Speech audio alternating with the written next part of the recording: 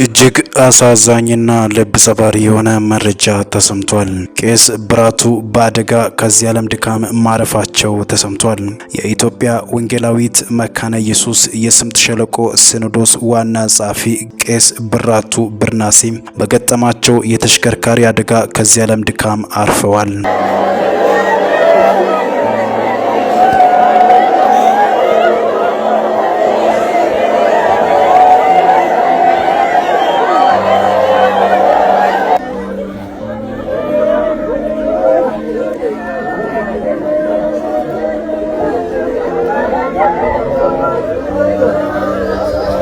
በትናንትናዬና በዛሬ መሃል ልዩነት የሆነልኝ ጌታ ፍቅሬ ነው። እንዲሁ ሳይሆን አስቀድሞ ወዶኝ ፍቅሩን አስለምዶኝ መወደድ የሚገባኝ ሆኜ ሳይሆን ተጥዬ አግኝቶኝ እምታለፍ ሆኜ እማልመረጥ ሆኜ በጣም ሩቅ ሆኜ ጠላት ሆኜ ወደደኝ። ፍቅርን አለቦታው በጣም የፈለኩ ሰው ነኝ እኔ። ብዙ ቦታ ልቤ ለብዙ ነገር ተገዝቶ ያውቃል፣ አልጠቀመው። ልቤ የኢየሱስ ነው፣ ፍቅሬም የኢየሱስ ነው፣ እኔም የኢየሱስ ነኝ። ቄስ ብራቱ ብርናሴ ለበርካታ ዓመታት ወንጌልን በማድረስና ለወንጌል ስራ ብዙ ዋጋ የከፈሉ አባት ሲሆኑ የኢትዮጵያ ወንጌላዊት መካነ ኢየሱስ ቤተክርስቲያን ውስጥም የስምጥ ሸለቆ አጥቢያ ላይ የሲኖዶሱ ዋና ጸሐፊ በመሆንም ለበርካታ ጊዜያት አገልግለዋል።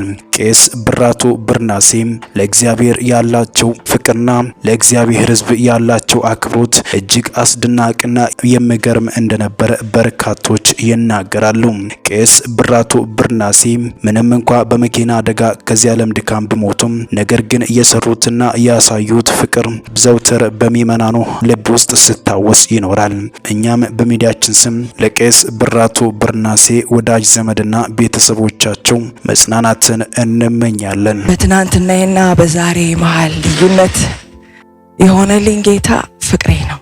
እንዲሁ ሳይሆን አስቀድሞ ወዶኝ ፍቅሩን አስለምዶኝ መወደድ የሚገባኝ ሆኜ ሳይሆን ተጥዬ አግኝቶኝ እምታለፍ ሆኜ አልመረጥ ሆኜ በጣም ሩቅ ሆኜ ጠላት ሆኜ ወደደኝ። ፍቅርን አለቦታው በጣም የፈለኩ ሰው ነኝ እኔ።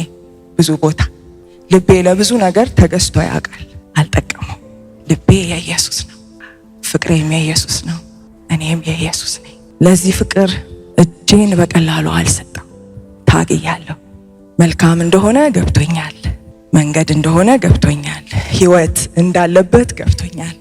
ግን ከራሴ ጋር በጣም የተዋደድኩ ስለነበርኩ መንገድ የምለው ያለኝ ይታየኛል የምለው ያለኝ ሰው ስለነበርኩ እኔን ቶሎ አለቀኩ። ኢየሱስ ግን አሳመነኝ። ኢየሱስን እሺ ብለነው ፈቅደነው መንገዱ ላይ ስንመጣ ደግሞ መንገዱ ቀላል አይደለም። ከምንም በላይ የራሳችን ስጋ የራሳችን መሻት ይታገለናል። ፍቅሩን አንዴ ካስተማረን ግን እርዳን ማለትን እንማራለን። ስንሄድ ሁሌ ስለሚያቅተን እንዳለን መሆን ፍጹም ጥገኛ እንሆናለን። እኔ በእኔ እያለሁ ጌታዬ እኔ እያለሁ የእኔ ፍቃድ ተዳዳሪ እያለሁ እንዳሻኝ የኖርኩ ሰው ነኝ።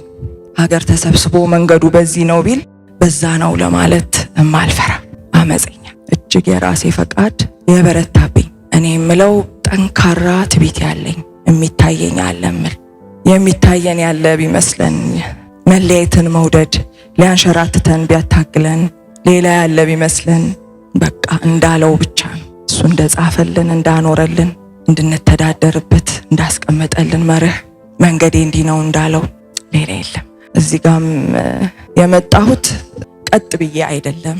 መንገዴ እንደማይበጅ የኔ እንደማይበጅ የኔ አጭር እንደሆነ የኔ ቅርብ እንደሆነ የኔ በጣም እንደሚጎድል ያየው መስሎኝ በሮጥኩ ቁጥር በጽኑ ፍቅሩ በትዕግስቱ እያስተማረ መክሮኝ ነው።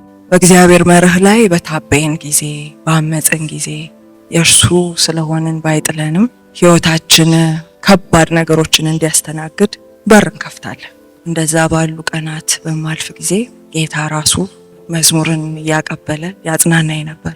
አመጽ ያሳልፎ ለሰጠኝ ጉዳት የተበደለው እርሱ ሆኖ ሳለ እርሱ መልሶ ደጋፊ እርሱ መልሶ አጽናኜ ሆኖልኝ ያውቃል፣ ይሆንልኛል። በጨነቀኝም ጊዜ እንዳሻይ ልራመድ ስደፍር ለክፉ ስብከት ስታለል እንደነበረኝ ድፍረት ሳይሆን ስብር ብዬ ጭንቅ ብሎኝ ምንም የማያሳይ የሚያስፈራ ጨለማ በዋጠኝ ጊዜ ሌላ ምጠራው አልነበረኝም። ና ያልኩት ራሱን የበደልኩትን ነው። ና ብለነው አይቀርም። ጌታ ይረዳል፣ ጸሎትንም እንደ ፈቃዱ ይመልሳል። አንዳንዴ ከባድን ቀኖች፣ ከባድን ምዕራፎች በህይወታችን ይፈቅዳል። በወደቀ ዓለም ስንኖር በሰው ሁሉ የሚሆን በእኛም ይሆናል። ልዩነታችን ግን የማይወሰደው ማጽናናቱ ነው፣ አብሮነቱ ነው። መቼም ለብቻችን አይተወንም። በምንም ውስጥ ብናልፍ፣ በከፍታ በዝቅታ፣ በውርደት በሐዘን የሱ ስለሆነን ሁሌ አብሮን አለ፣ ከማጽናናቱ ጋር አለ። እኔ ማጽናናቱን አውቃለሁ። ኢየሱስ ያድናል፣ ከዘላለም ሞት ያድናል፣ ከዘላለም ክስረት ያድናል፣ ያስመልጣል። አንዱ ብቸኛው መንገድ ሆኖ አለ። ማንም ማምለጥን ቢወድ በኢየሱስ ይምጣ። ማንም ማረፍን ቢወድ ወደ ኢየሱስ ይምጣ። ኢየሱስ መድኃኒታችን ነው። ለተቸገርንበት ነገር መድኃኒት ሆኖልናል። ኢየሱስ ይበጃል። እንዳለን የሚወደን፣ እንዳለን የሚቀበለን፣ ሳናሟላ የሚወስደን፣ ደና ሊያረገን የሚወስደን፣ ደና የሆንበትን ኢየሱስን አሁንም ደግመን እንጋብዛቸዋለን። ኢየሱስ እረፍት ነው። እግዚአብሔር ይመስገን። ሳናርፍ በፊት ታግለናል፣ ተጣጥረናል። በማመን ብቻ ወደ ሆነው፣ በጸጋው በቸርነቱ በምህረቱ ብቻ ወደ ሆነው፣ በሱ ወደ ሆነው እረፍት ሳንመጣ በፊት ብዙ ተቸግረናል። እኔ የሚከነክነኝ ምንድነው ወሰላችሁ ወገኖቼ? እኔ የሚከነክነኝ ነገር አስተምህሮን መለወጥ ወይም ሪፎርም ማድረግ ትልቅ ነገር ሆኖ አስተምህሮን ወይም ዶክትሪኑን ሪፎርም ሲያደርጉና ሲለውጡ ከካቶሊክ ቤተክርስቲያን ስርዓት ይዘው መውጣት የነበረባቸው እንዴት ልበላችሁ፣ በምን ቋንቋ እንደምገልጸው፣ ለምሳሌ እስራኤሎች ከግብጽ መውጣታቸው በሙሴ መሪነት፣ በሙሴና አሮን መሪነት ትልቅ ክስተት ነው። የእግዚአብሔርም ደራሽነት፣ የእግዚአብሔር መለኮታዊ ዳኝነት የተገለጠበት እና የኪዳኑ ጥብቀት የታየበት እግዚአብሔር ከ430 ዓመታት በኋላ እግዚአብሔር ህዝቡን አለመርሳቱ በዛ በግብጽ አገርና መንግስት እቅፍ ወይም ጉያ እስራኤል የምትባለው መንግስት እንድታድግ ነርስ እንዲያረጋት፣ ምንም እንኳን የደረሰባቸው በደልና ጉዳት ብዙ ቢሆንም ግን ነርስ አድርጋ ግብጽ አሳድጋ እስራኤል ምን ልበላችሁ ለአቅመ ሔዋን ወይም ለአቅመ አዳም ስትደርስ እንድትወጣ፣ ልክ አንድ ልጅ አድጎ ለአቅመ ሔዋንና አዳም ሲደርስ ወጥቶ የራሱን ጎጆ እንደሚቀልስ እንድትወጣና ጎጆ እንድትቀልስ የራሷ መንግስት እንድትሆን እግዚአብሔር በዘላለም እቅዱ ያስቀመጠውን ያንን የፈጸመበት ትልቅ ክስተት ነው። በዚያ ክስተት አንድ የምታስታውሱት ነገር አለ። እሱ ምንድነው? እስራኤል ከግብጽ በወጣበት ምሽት ይላል ወርቅ፣ ብር፣ ዱቄት በግብጽ አገር ያፈሩትን እነሱ ብቻ ሳይሆን የግብጻውያንን ቤት ሁሉ ሳይቀር በዝብዘው ወጡ ይላል። ይኸው ተመልከቱ። 430 ዓመት ከቆዩ በኋላ ዋናው ቁም ነገር የነሱ መውጣት ነው ቢባል ኖሮ ሌላ ነገር አስፈልግም መውጣታቸው፣ በቃ እንደው በቀራቁታቸውን ወይም የለበሷትን ጨርቅ ብቻ መውጣታቸው ነው ቁም ነገሩ ቢባል ኖሮ ለአይምሮ ይመቻል። ግን የታዘዙት እንደሱ አይደለም። የደከሙበትን ሀብት ንብረት አልፎ ተርፎ ሄደው በየቤቱ እየጠየቁም ጭምር በዝብዘው ወጡ የሚለው ቃል በጣም የተለየ ቦታ አለው በዚያ የዘጸአት ታሪክ ውስጥ፣ የመውጣት ታሪክ ውስጥ አይደል?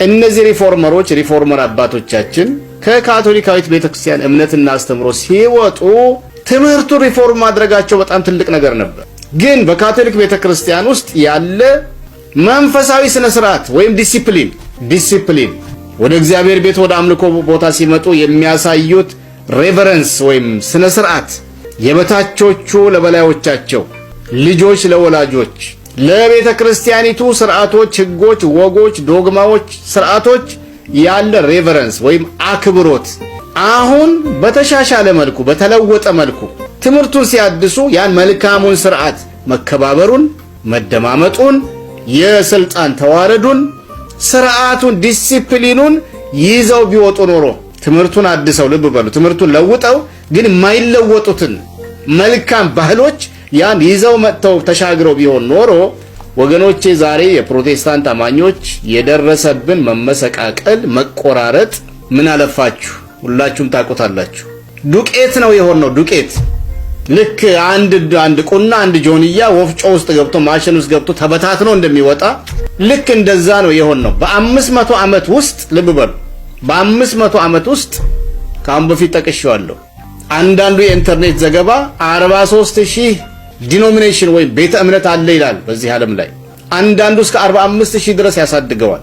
ተመልከቱ። ለ2000 ዓመት ካቶሊክ ቤተክርስቲያን እስከ ዛሬም ድረስ አንዲት ናት። ሌሎች ሜጀር ሪሊጂንስ በዚህ ዓለም ላይ ያሉ አንድ ናቸው። ትምህርታቸው፣ እምነታቸው ያድናል አያድንም ሌላ ነገር ሆኖ ግን በዲሲፕሊን፣ በስትራክቸር፣ በስልጣን ተዋረድ፣ በኦቶሪቲ አከባበርና አቀባበል ደረጃ ያላቸው መልካም ባህል፣ መልካም አስተሳሰብ፣ መልካም ልምምድ እኛ ፕሮቴስታንት አማኞች ጋር ወንጌላውያን አማኞች ጋር ሌላም ስም ሊሰጠው ይችላል አለመተላለፉ አለመሻገሩ በጣም ይቆጫል፣ ያሳዝናል። አቤላ የበላበትን ወጭት አልሰበረም ወይ የሚሉ ሰዎች አሉ። የጠጣበትን ምንጭ ለምንድን ነው የሚያደፈርሰው? ምንም ቢሆን ከእግዚአብሔር ጋር ያለው ህይወቱ እንዲስተካከል ወይም ወደ ትክክለኛው ትራክ እንዲመጣ አገልጋይ ዮናታን አክሊሉ አልረዳውም ወይ? እንደው ሌላው ቢቀር አልዳረውም ወይ?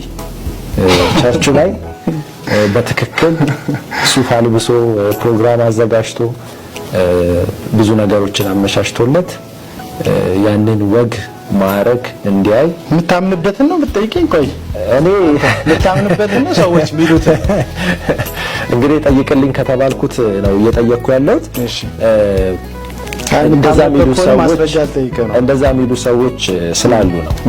እና ሲቀጥልም ደግሞ በዛች ቤተክርስቲያን ውስጥ የመሰረታዊ የደህንነት ትምህርትን ታስተምር ነበረ።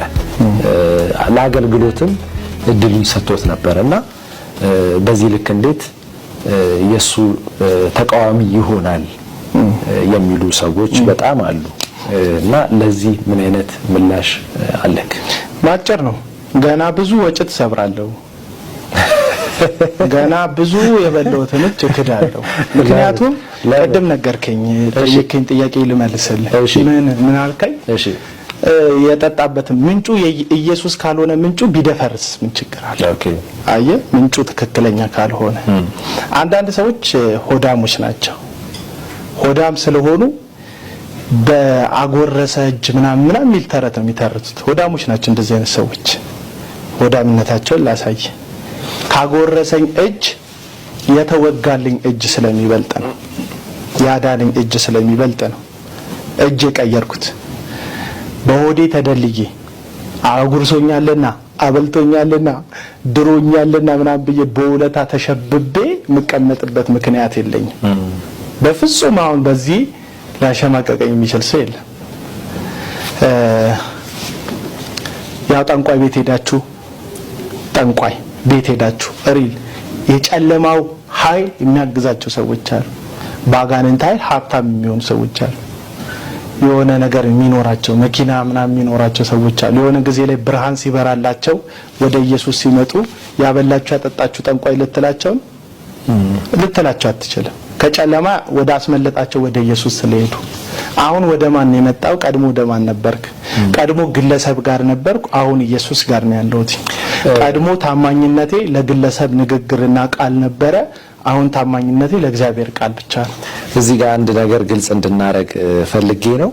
ለምሳሌ አንተ በቲክቶክ ገጽ ላይ መልካም ወጣት ዮናታንን ሀብታም አደረገ፣ እኔን ደግሞ ከሱስ አወጣኝ የሚል ነገር ያየው መሰለ። እንደዛ ነገር አይቻለሁ።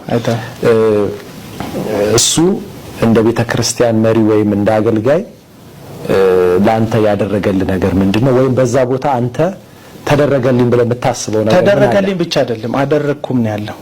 ኦኬ ግልጽ አድርገው እሱ ላጫውት። ህፃናት የሚጫወቱት ቁጭ ብድግ የሚባል የሆነ ጨዋታ አለ ካየው። ሁለት ህፃናቶች በዛ ጊዮና ወይም ሁለት ህፃናት በግራና በቀኝ የሆኑና ይጫወታሉ። እና ሁለት ህፃናት በአንዱ መጫወቻ በኩል ሆነው በዛ በኩል ሚዛን የሚያጫውታቸው ሚዛን የሚባለው ጨዋታ ማለት ሚዛን ለመጫወት በዚህ በኩል ሁለት የተቀመጡ ልጆች ኖረው በዛ ምንም ከሌለ ቁጭ ብለው ነው የሚቀሩት። ስለዚህ የሚዛኑ ጨዋታ ያለው በዚህም በኩል ሁለት ልጆች በዛም በኩል ሁለት ልጆች ተሆነው ሚዛኑ ወደዚህና ወደዚህ ሲያደርግ ነው ህፃናቱ የሚደሰቱት የሚጫወቱት። አሁን ሰዎች ጥቅምን የሚያስቡት በአንድ በኩል ነው። ለምሳሌ አሁን ጸጋሹ እዚህ ፕሮግራም ጠርተኸኛል አንተ አይደል? እየጠቀምከኝ ነው እየጎዳኸኝ ነው አይደለም። አሁን እኔ በመምጣቴ የኔን ሐሳብ መስማት የሚፈልጉ 3ም 4ም ሰዎች ቢሆኑ ይሄንን ፕሮግራም ያዩታል። ከዛ በኋላ ይሄ ፕሮግራም በመታየቱ ደግሞ እኔ ክሊር ማድረግ ያለብኝ ነገር ደግሞ ክሊር ይሆናል። ስለዚህ የኔና ያንተ ጉዳይ የሚዛን ጨዋታ ነው ማለት ነው። ሁለታችንም ነው፣ አንተም እኔም። የማርሴል ቴሌቪዥን በግል ጉዳይ ባላወራ ደስ ይለኛል። የማርሴል ቴሌቪዥን የኔን ምስክርነት ያወጣው በእኛ በኩል ይሄ ነገር ተሰራ ብለው ራሳቸውን ፕሮሞት ሊያደርጉ እንጂ እኔ አቤል አቡና ማንም ማያቀኝን ሰውዬ ፕሮሞት ለማድረግ ለኔ ያስበውልኝ አይደለም ያደረጉት።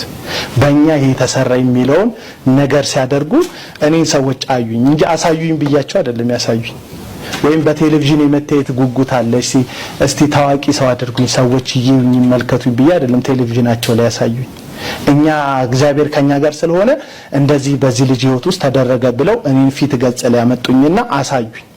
ከዛ ህይወቴ ከእግዚአብሔር ጋር የተገናኘ ስለነበረ እኔ ጄኒውን ነው ክርስቶስ ጌታን የተቀበልኩት እዛ አይደለም።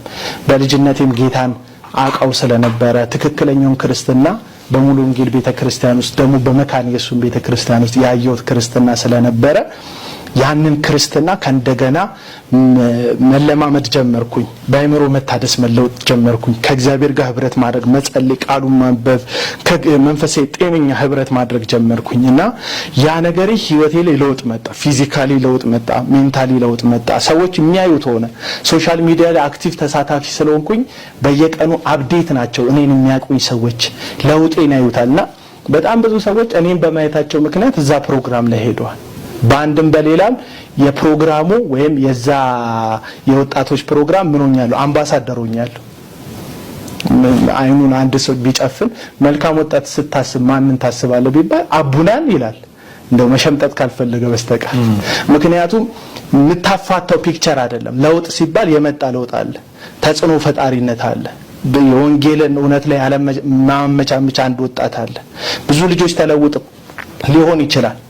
ደግሞ የተመለሱ ያልተለወጡም ደግሞ እልፍ ልጆች አሉ። መስከረው በዛ ይቀሩ መስከረው 4 እጥፍ 10 እጥፍ የሆነባቸው ልጆች አሉ።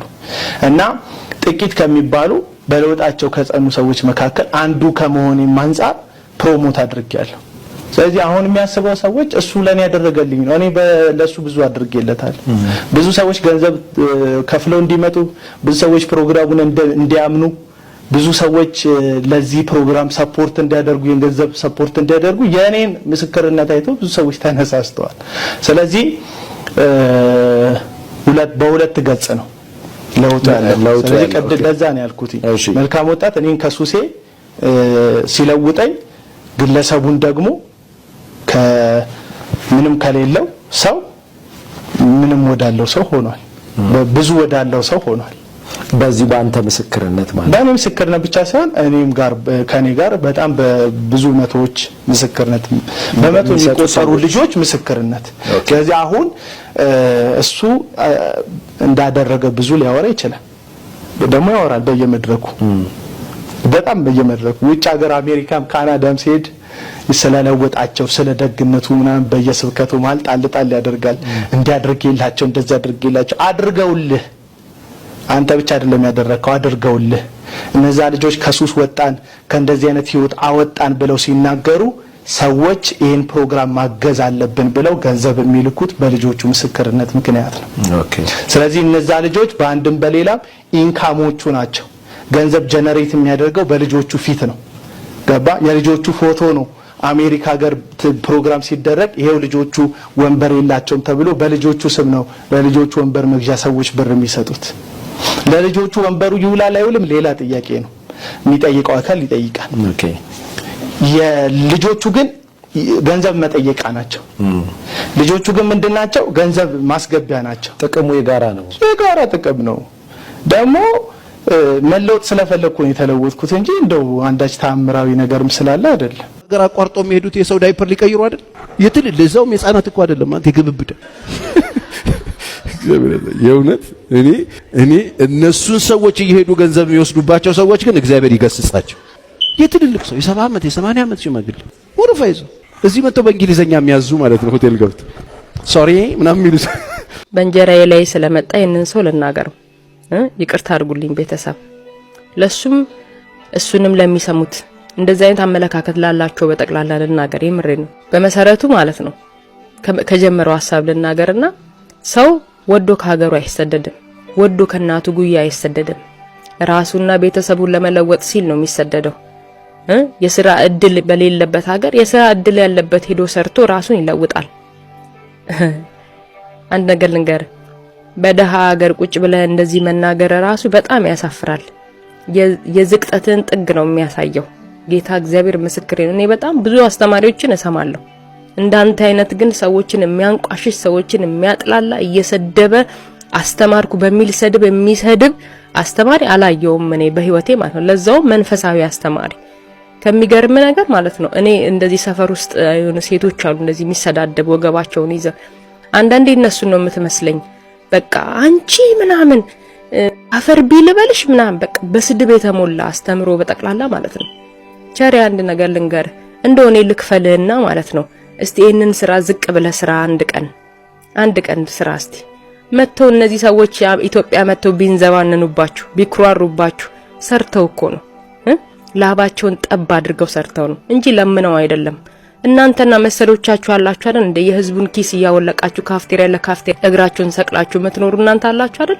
ይሄ ህዝብ እኮ ሰርቶ ነው ለፍቶ እኮ ነው የሰው ፊት አይቶ ነው የሰው ፊት ገርፎት ነው ደሞ ብለ በስራ ሰርቶ የሚያድርን ሰው መናቅ ጀመርክ ቆይ እናንተ እነማን ናችሁ ተው እንጂ እናንተ ለምናችሁ አይደል የምትኖሩት በሰው ኪስ አይደል የምትኖሩት እስቲ ወርዳችሁ ስራ ስሩ አንድ ቀን ስራ ሰርታችሁ ማታውቁ ስራ የሚሰራን ሰው የምትንቁት ኪሳችሁን በሌላ ሰው ህዝብ ኪስ ካጠገባችሁ በኋላ አሁን ደግሞ ሰርቶ ያደረን ሰው መሳደብ ጀመራችሁ ቢገባ ማለት ነው ይሄ ስራ በጣም የተከበረ ስራ ነው ስራው ብቻ አይደለም የሚሰሩትም ሰዎች ራሱ በጣም ኦነር ይደረጋሉ በጣም ሪስፔክትድ ናቸው እንዳንተ ሱፍና ከረባት አድርገው ልባቸውን ወጥረው ሰውን የሚያንቋሽሹ ሰዎች የሚሰሩት አይነት ስራ አይደለም ሰፊ ልብ ያላቸው ሰፊ ትከሻ ያላቸው ሰውን ለመርዳት ማለት ነው በጣም ዝቅ ብለው የሚያገለግሉ ሰዎች የሚሰሩት ስራ ነው የእውነቴን ነው የምልህ በጣም በከፍተኛ በጀት በከፍተኛ ስልጠና የሚሰራ ስራ ነው አዎ